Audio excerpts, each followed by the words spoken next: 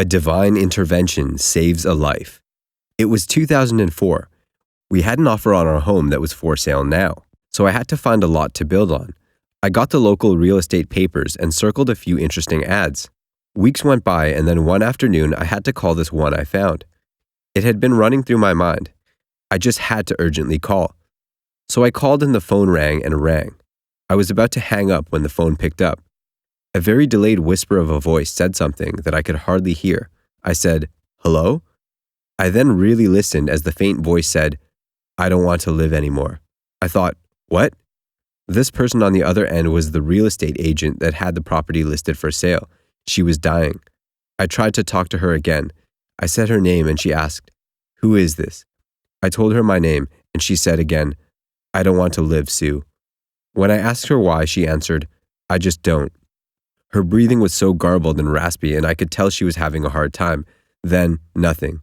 She was not there. A brief moment of reality hit me. I called 911 from my mobile phone. I stayed on my home landline I had her on, hoping she'd come back and would talk to me. Now my heart was racing. I knew she was in trouble. I sent prayers to her right away. The police asked me to stay on my other line, as the number they had didn't agree with her address at all. I thought, oh my, where are you? The police officer asked if I had the newspaper ad. It had her office phone number on it. I had right in front of me. They called and got her actual address by reaching a coworker. One was luckily at the office. Again, the police asked me to stay on that landline. They asked if I heard any noises. I heard very heavy, raspy breathing, then nothing. All was quiet, too quiet.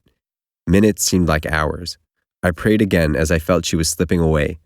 I could now hear noises on my cell phone. The police radio was reporting that an ambulance was on the way.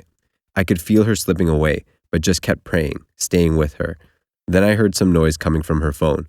They were breaking down the door. The police officer came to the original line I had called on. They made it. They were there. I was so relieved.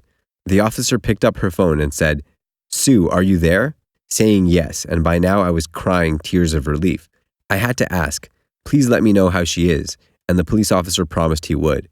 He then said they were trying to revive her, but it didn't look good. I could not believe it. I stayed with her in spirit.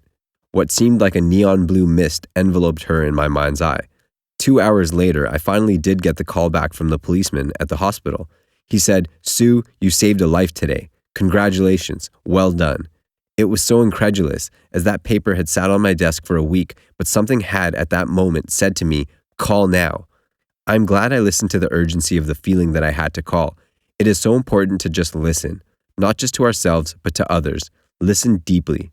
If you feel someone is in danger, stay close, listen, and get help right away. Stay close to those depressed. Be uplifting and supportive. They are hurting. I will never forget that moment. For anyone who would like more info, please research Dr. Breggin on the dangers of SSRIs. He has wonderful info on suicide that could be helpful. Someone I've never met. A life-changing moment for us both. I do believe in divine intervention. I've seen it enough to know it's real. Never give up hope. Thanks for your interest. To be continued. Like and subscribe. More to come.